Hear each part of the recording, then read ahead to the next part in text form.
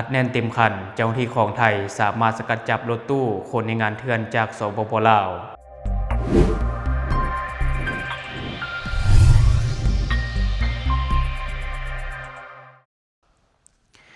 สบายดีท่านผู้ชมยินดีต้อนรับเข้าสู่รายการช็อกเดอะนิวและข่าวที่ข้าพเจ้าอยากจะนำเสนอในมื้อนี้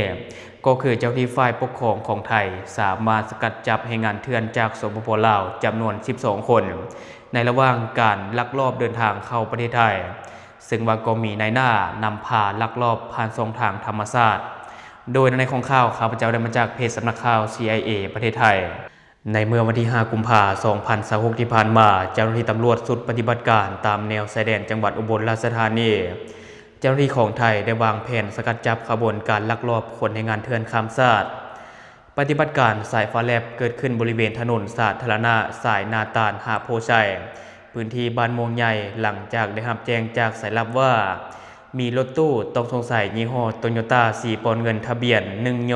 443กรุงเทพมหานครลักลอบขนคนต่างด้าวข้ามชายแดนเข้าสู่พื้นที่สันใน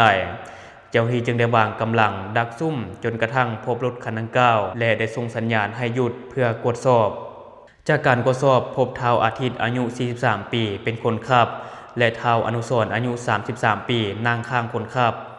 ซึ่งผ่านการตรวจสอบภายในห้องโดยสารเจ้าหน้าที่ถึงกับตะลึงเมื่อพบแรงงานต่างด้าวสัญชาติลาวรวม12คนนั่งอัดแน่นกันมาซึ่งผ่านการตรวจสอบเบื้องต้นบ่มีไผมีเอกสารเข้าเมืองหรือพาสปอร์ตมายืนยันผู้ต้องหาชาวไทย2คนก็ได้ให้การรับสารภาพว่ารับแรงงานทั้งหมดที่ลักลอบเข้ามาทางช่องทางธรรมชาติเพื่อไปส่งตามจุดหมายเจ้าหน้าที่ของไทยจึงได้แจ้งข้อกล่าวหาหนักแก่2คนไทย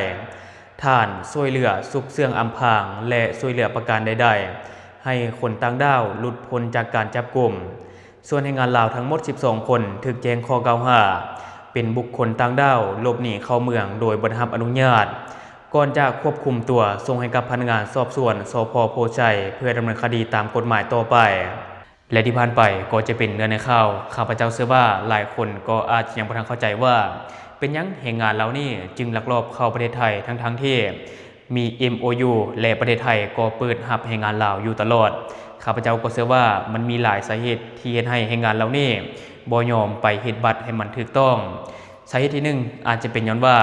บ่มีเงินไปเล่นเอกสารเพราะว่าการที่เราไปเล่นเอกสารนี่มันต้องใช้ทุนเนาะใช้ทุนแล้วก็ใช้เวลา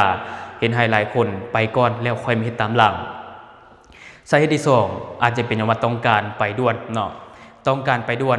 เนื่องจากว่าการเฮ็ดเอกสารนี่มันต้องใช้เวลาแล้วก็ใช้งบประมาณหลายคนที่อยากไปไวๆนี่ก็เลยไปก่อนเนาะต้องการไปด่วนและสาเหตุที่3บางคนอาจจะยังบ่ทันรู้ขั้นตอนในการเล่นเอกสารบ่ฮู้ว่าจะไปเริ่มจากไสหาไสจึงจะได้เอกสารในการไปเฮ็ดเวียกอยู่ประเทศไทยและสาเหตุที่4ข้าพเจ้าเชื่อว่าหลายบางคนเนาะย้ำว่าบางคนมักง่ายบวกกับนายหน้าที่มาซักสวนอยู่แล้วเพราะว่าการที่คนมักง่ายเนี่ยนะเวลานายหน้าเข้ามาซักสวนนายหน้าเขาจะ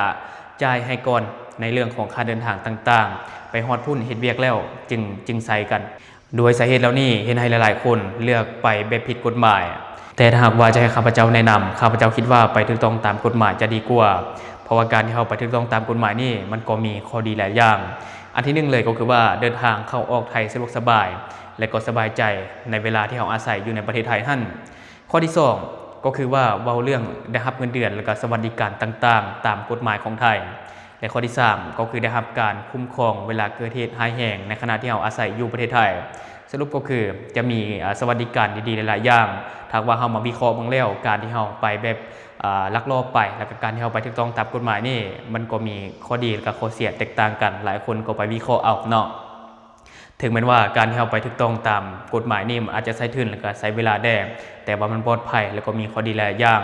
แตกต่างจากเฮาลักลอบไปเนาะเพราะว่าการที่ลักลอบไปนี่มันมีความเสี่ยงที่อาจเฮ็ดเฮานี่ถูกจับเนาะถูกจับแล้วก็ถูกเอาเปรียบต่างๆแบบนี้ก็เป็นไปได้และบัดนี้เฮามาติดตามอีกหนึ่งข่าวชายแดนลาวไทยฮ้อนละอุเมื่อทหารผ่าน2102บูรณากำลังร่วมยึดรถกระบะในขณะที่เกียมส่งมาขายอยู่ฝั่งสปป.ลาว ซึ่งวันไหนของข่าวข้าพเจ้าก็ได้มาจากเพจสำนักข่าว CIA เช่นกันกองร้อยทหารพรานที่ 2102 บูรณาการร่วมกำลังฝ่ายปกครองและตำรวจลาดตระเวนเข้มงวดชายแดนอำเภอทาลีกวดยึดรถกระบะต้องสงสัย2คันซุกเสื่องในสวนปาล์มมะขามพบเป็นรถที่ถูกยกเลิกสัญญาเช่าซื้อเกี่ยมลักลอบข้ามแม่น้ำเหืองส่งขายไปที่สปป.ลาวเมื่อวันที่ 5 กุมภาพันธ์ 2016 ที่ผ่านมาเจ้าหน้าที่กองร้อยเฉพาะกิจฐานพรานที่ 2102 หน่วยเฉพาะกิจฐานพรานที่21ภายใต้การอำนวยการของกองกำลังสุรศักดิ์มนตรีได้สมทบกำลังร่วมกับฝ่ายปกครองอำเภอทาลีและกองร้อยเฉพาะกิจตำรวจลาดตระเวนชายแดนที่ 246 ปฏิบัติการลาดตระเวนและเฝ้ากวดเพื่อป้องกันการกระทำผิดตามแนวชายแดนลาวไทยจากการปฏิบัติงานเจ้าหน้าที่กวดพบความผิดปกติบริเวณสวนปาล์มมะขามอยู่ในพื้นที่บ้านยางหมู่ 5 ตำบลทาลีอำเภอทาลีจังหวัดเลยโดยพบรถยนต์กระบะต้องสงสัย2คันที่จอดซุกเสื่องในพื้นที่ลับตาคนจากการตรวจสอบเบื้องต้นพบเป็นรถยนต์ที่ทางบริษัทไฟแนนซ์ได้ประกาศยกเลิกสัญญาเช่าซื้อไปก่อนหน้านี้เจ้าหน้าที่ระบุว่าพฤติกรรมดังกล่าวเป็นการเตรียมการเพื่อลักลอบนำรถยนต์ออกล่าอาณาจักรโดยผิดกฎหมายผ่านช่องทางธรรมชาติเพื่อส่งต่อไปยังประเทศเพื่อนบ้านอย่างสปป.ลาวซึ่งในเบื้องต้นเจ้าหน้าที่ได้ดำเนินการกวดยึดรถยนต์ของกลางไว้ทั้งหมดเพื่อทำการตรวจสอบเอกสารอย่างละเอียดและนำส่งพนักงานสอบสวนเพื่อดำเนินการตามขั้นตอนของกฎหมายและติดตามตัวกลุ่มขบวนการมาดำเนินคดีตามกฎหมายของไทยต่อไปและที่ผ่านไปก็จะเป็นในข่าวซึ่งในปัจจุบันนี้ปฏิเสธบ่ได้เลยว่าลาวเป็นตลาดรองรับรถที่ถูกโจรกรรมมาจากฝั่งไทยซึ่งว่ารถเถื่อนอยู่ในบ้านเฮานี่ถือว่ายังมีความต้องการสูงเนื่องจากหลายสาเหตุท่านผู้ชม1เลย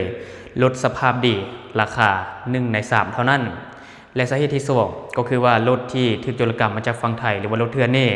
สามารถนำมาเสียภาษีย้อนหลังอยู่ลาวได้และกลายเป็นรถที่ถูกกฎหมายฉะนั้นบ่แปลกใจเลยว่าเป็นหยังรถที่ถูกโจรกรรมมาจากฝั่งไทยจึงทยอยเข้าลาวอย่างต่อเนื่องอันนี้แน่นอนท่านผู้ชมเนาะหลายคนก็น่าจะรู้อยู่แล้วและทั้งหมดก็คือสิ่งที่ข้าพเจ้าอยากจะนำเสนอในมื้อนี้ท่านผู้ชมที่เห็นแนวใดกับข่าวที่ข้าพเจ้าได้นำเสนอไปก็สามารถฝากไว้ไปแต่คอมเมนต์ของเราแล้วเราจะเข้าไปอ่านแล้วก็ตอบแลกเปลี่ยนประสบการณ์นำกันอย่าลืมเนาะสนับสนุนกันด้วยการกดติดตามช่องขอขอบใจ